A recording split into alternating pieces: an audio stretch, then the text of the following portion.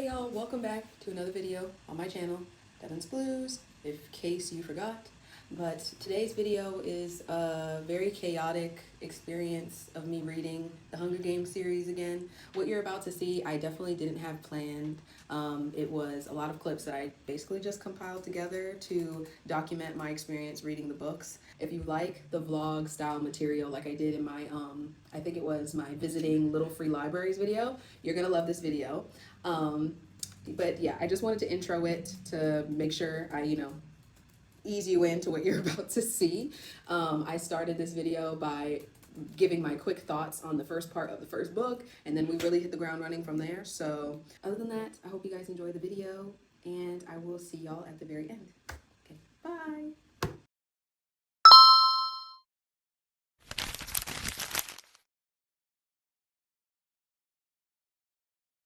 Hi y'all, coming to you live from my bedroom. We have just completed and read the first part of the Hunger Games first book.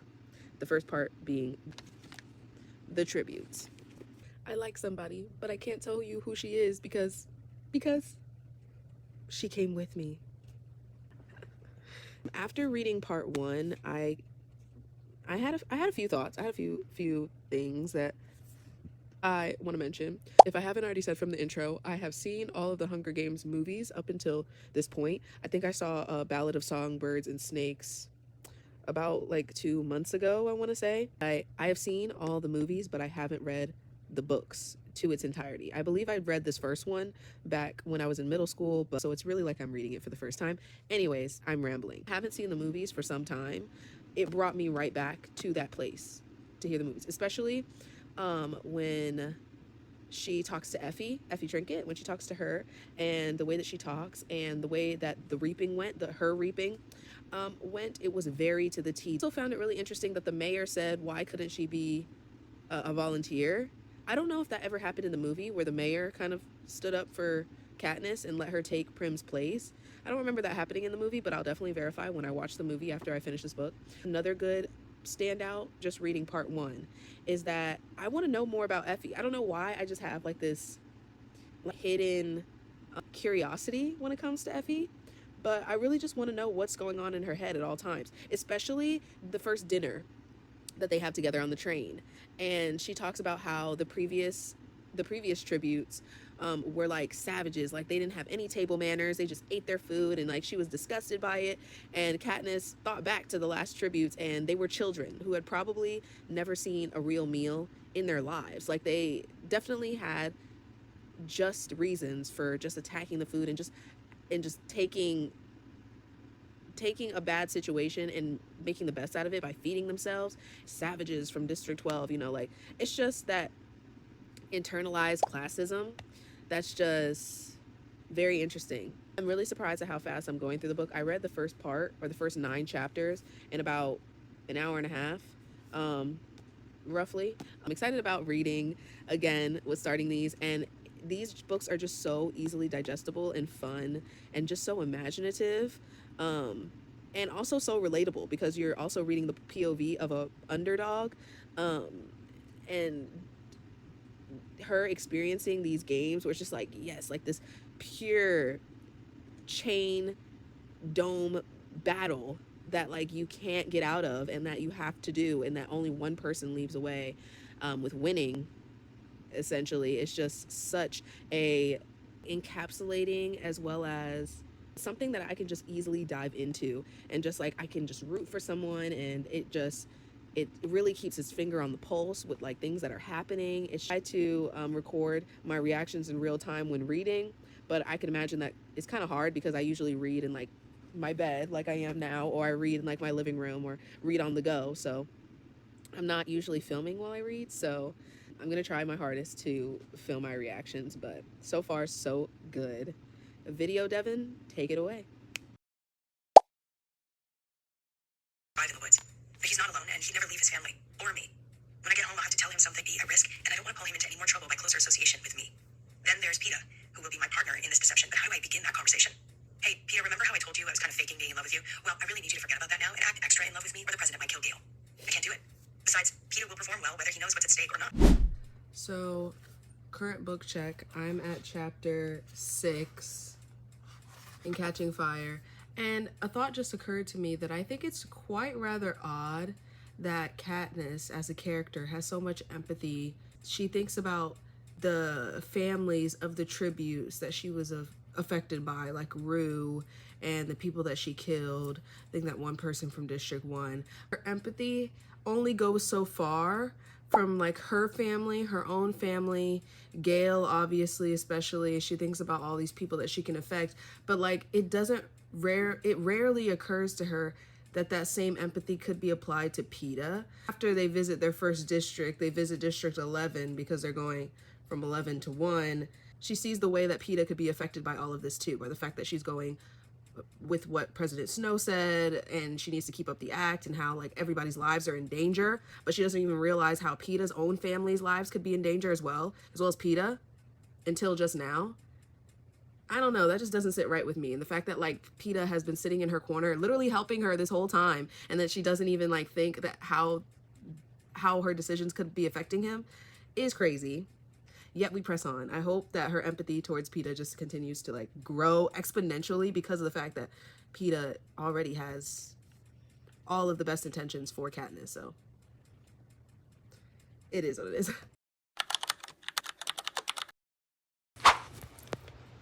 All right, y'all. I just finished Catching Fire, and I wanted to tell you my thoughts because honestly, this was better than the first. This was better than the first book. If you guys saw some of my little commentary on the first book, my favorite character so far has definitely been Cinna. I love the silent, real, and strong connection and bond that him and Katniss have together. And just the way that they describe him, like he definitely is giving Black man standing in solidarity always. Just a beautiful human being. You can imagine how heartbroken I was when Katniss goes up into the Quarter Quell and she sees Cinna get literally beaten to death. We don't know if he's dead yet, but we do know he's been beaten up pretty badly. I was so sad that happened. But either way, I really love this book as a whole. A lot of inner Katniss dialogue on who to trust. This was the games where she decided that she was going to get back at the Capitol for real. Like, for real. She got back at the Capitol by literally electrocuting their entire shit. It was insane. Peeta has gotten kidnapped by the Capitol. She's now flying with Haymitch, Finnick, and the other guy, the game maker, to District 13. It's District 12 is no more. District 12 is literally no more. It's been bombed. Literally everybody back in the Hob, all her childhood friends, all her childhood teachers, mentors, like people that she used to break bread with, they're gone. Like, they're gone.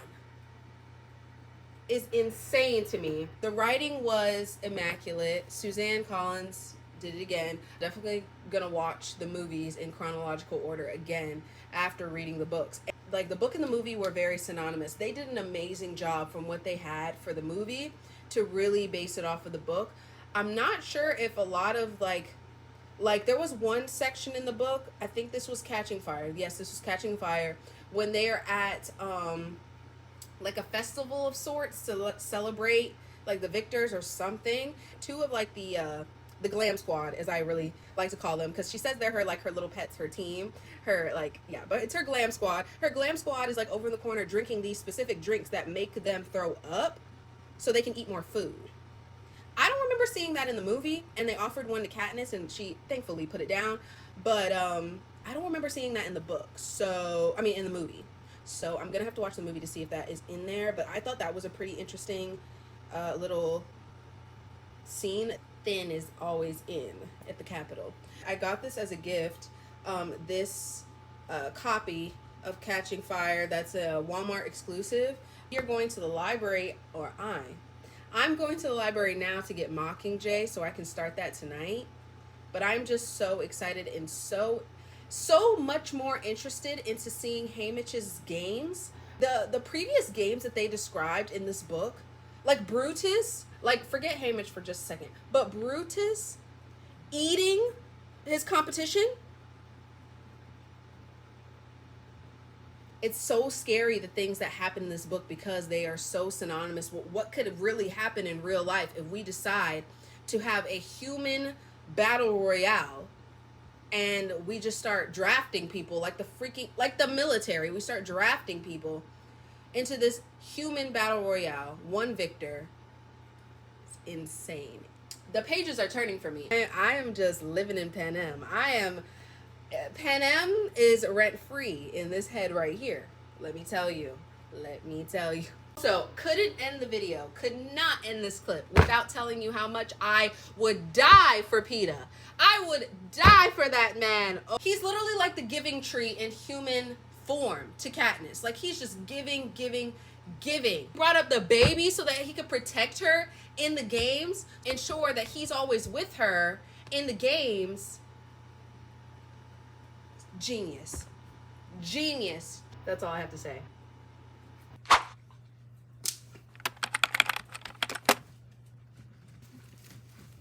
Okay, book check. We are at chapter 7. I just made it to chapter 7, so about almost first quarter of the way through this book. And I gotta say, I'm just not, like, I didn't like Gale before just because of how much I loved Peeta, but in this book it really solidifies of why I don't trust Gale. I don't like Gale, really. Out of the surviving members, I understand how he has like a very, very important, I guess, role in District 13 because he was part of the major people that saved a lot of the innocent from District 12 when it was bombed. Get that. She just found out that her glam squad was kidnapped along with her. They were kidnapped from the capital to come to District 13 with her. And after finding out that they were tortured or whatever, Gale was like, shouldn't you kind of be happy about this? Because they're, you know, a part of the capital. They're a part of the system. But it's like, you can't just view everybody under the same umbrella, which Gale then shares that same mindset with the people of District 13. He was like, District 13, everyone's cool here. We're all fam here. But in DeClerc, we all fam. What? He says we're all fam because they're like, we could have easily been them in District 12. We could have easily been District 13 just with some nukes and guns. But that's not always the case. They still dress you up. They still tell you what to say. They still have very strict rules. They even have rules around like their food and stuff, which is very different from their life in District 12. Hate everybody at the Capitol, anything that represents the Capitol. But Katniss was a part of that Capitol. So it's like you only like her when it's convenient to you and it's like synonymous with what you think. But then as soon as she strays away from it, it's like, Katniss, I'm not going to change my mind, or I still feel how I feel. Yeah, I'm done with Gale. Anyway, super sad to find out that Cinna is confirmed dead. They confirmed him dead in, I believe it was chapter 4 or maybe chapter 3 of the book. I don't remember. But they confirmed him dead, which makes me super sad because he was my favorite character up until this point. Cinna will always be my favorite character, but my favorite character actively right now has to be... I don't think I have a favorite character right now. I think Cinna was my favorite character, but everyone in this book has a little twinge of... Feels like everyone has an evil side to them right now. Like, there's nobody 100% good. I mean, of course, there's people that are 100% bad, like President Snow. I'm trusting, kinda, of this Coin person, Alma Coin, because I understand why she has to get Katniss, like, you know, ready to be, like, this symbol of peace and revolution and rebellion. I don't know, she still has a little twinge of like, I don't really trust her because Katniss is not 100% trusting of her. I honestly, my moral compass is very synonymous with Katniss right now, of like whenever she finds somebody to be a little off-putting, I'm a little off-putting. I'm gonna probably read up until chapter 9 tonight and then pick up some more tomorrow. But yeah, this is probably my favorite cover of Hunger Games, probably the whole series, because I don't think the next book, I forgot what the next book's name is. I think the next book is Ballad of Songbirds and Snakes, if I'm not mistaken. My favorite cover, so I'm gonna take my sweet time reading this book because I don't want this to end. I definitely need to photograph myself with this book at some point, but it's just so pretty.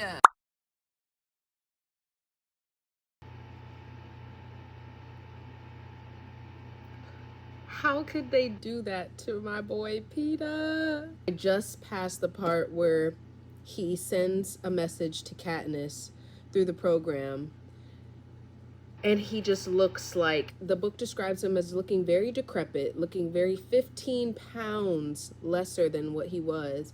Like, his message to Katniss was, don't be a fool.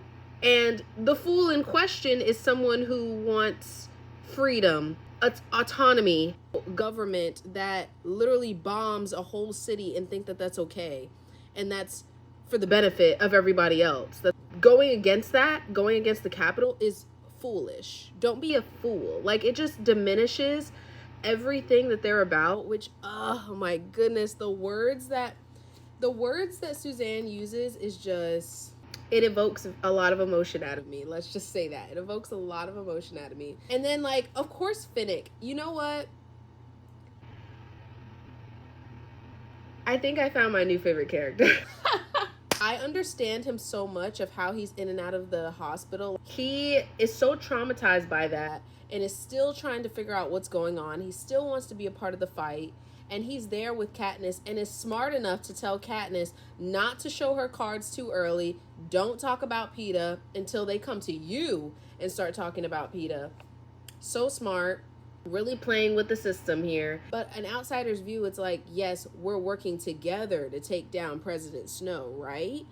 But through the inner workings, like we saw with her glam squad, how they were tied up and tortured. Also with the way that they're treating Finnick, they're not really letting him in on anything. The way they treated her when she first got there, because they treated her like she was mentally insane until she started speaking anything other than where's Peeta. Really let her in on things. You don't really know what's going on. So, what's going on? What's happening? Got a few more pages until we get to part 2, which is the assault. Don't know why it's called the assault. Probably won't get back to you guys until after I'm finished with part 2. Finnick, and everyone else is, you know, let the games keep playing. I begin softly, sweetly, as my father did. Are you coming to the tree where they strung up a man, they say murdered 3, as they become aware? Is that the remix? Are you coming to the tree where they strung up a man, they say he murdered 3. Strange things did happen here, no stranger would it be if we met up at midnight in the hanging tree. Pardon my appearance, my hair is, oh my gosh, let me fix this real quick. Okay, I just decided to take it down. I just finished the second part, the assault of Mockingjay. It's just a lot happening right now. She also just realized that Coin really does not care about her if she wants her dead or, like, if she is deciding to keep Katniss dead or alive, pretty much. It really doesn't seem like anyone in District 13 is really for her. Like, through her 100, there for her and care for her with 100% of her best interest at heart. Katniss has been put in a very tough situation where there's only a mixed bag. Maybe Haymitch that she trusts, maybe Peeta now that he is, like, kind of coming off of the brainwashing that he has endured for the past, like, few months. I'm very speechless on what's going on right now because I want everyone to stay alive, but I feel like a death is coming, and I'm not sure what it is because I don't remember the movie as vividly as I remember the first one. So I definitely don't remember the third movie as vividly as I think. And I don't, if I'm not mistaken, Mockingjay is split up into 2 parts. So I'm not even sure if, like, the first movie covered it or the second movie covered, like, was there a death in there? I don't know, but I already started the next section. So the next time that you guys will see me, I'll probably be done with the book. And then I'll be on the hunt for Ballad of Songbirds and Snakes. This book, look how much this book matches my aesthetic. Like, I never want to let it go. I don't. But I'm probably going to finish this featuring my JJK bookmark. It is currently Saturday, May the 4th. So May the 4th be with all of you. And may the 4th be with Katniss, because she's gonna need it. Themselves. We're not alone. Machines from the capital break ground for a new factory where we will make medicines. Although not his arms are there to comfort me. And eventually his lips. On the night I feel that thing again, the hunger that overtook me on the beach. He whispers, "You love me. Real or not real?" I tell him, "Real." Memorials built. There are no more Hunger Games. But they teach about them at school. Every act of goodness I've seen someone do. It's like a game. Repetitive. Even a little tedious. But there are much worse games to play. The end.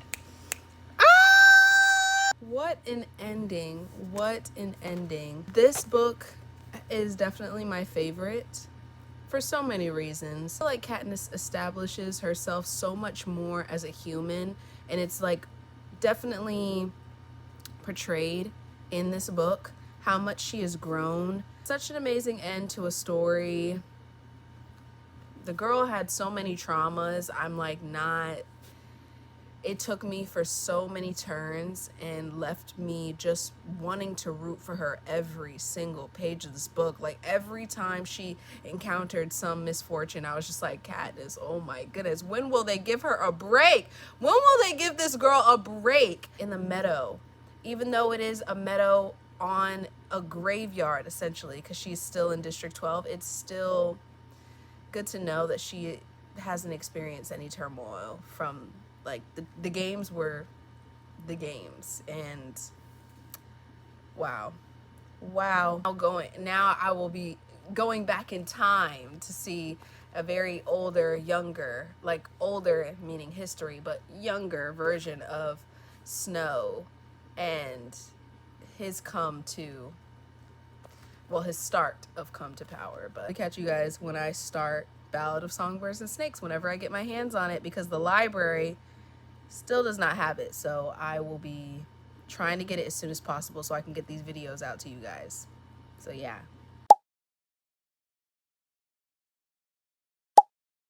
Okay, your girl has finally made it. I finally finished Ballad of Songbirds and Snakes. So now I have read the entire Hunger Games series up until I'm about to read Sunrise on the Reaping. I'm so excited, but let me first get into my feelings on this book.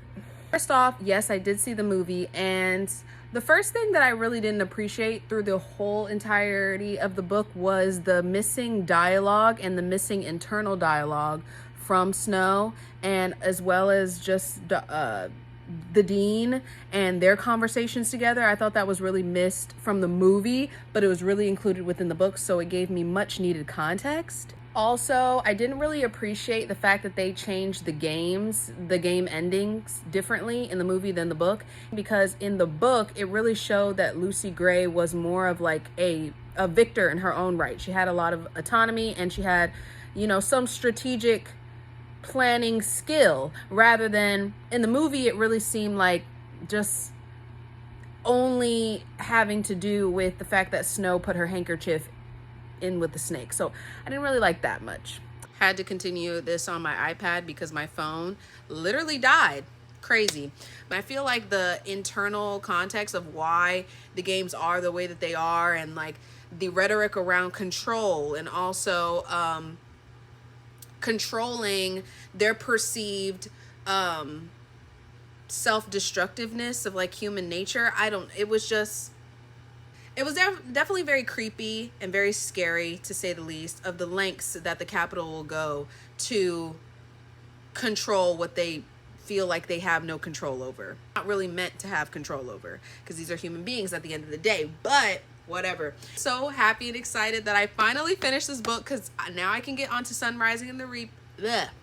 Now I can get on to Sunrise on the Reaping, and I already have the book. I loved Corio, that his true heart of it, the cousin to Tigress, the grandson to Grandmam, and just like him acting pure of heart within the first few pages of the book, because then it took an awful turn. I love choreo.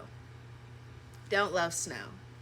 And I just thought, oh, this book was beautiful. This book had a lot of twists and turns. Every end of the chapter had me on 10. This whole series has been 5 out of 5 stars. So crazy. Crazy concept. I was so determined not to cry. But the epilogue got me. We need to talk about this book while I have it fresh on my mind.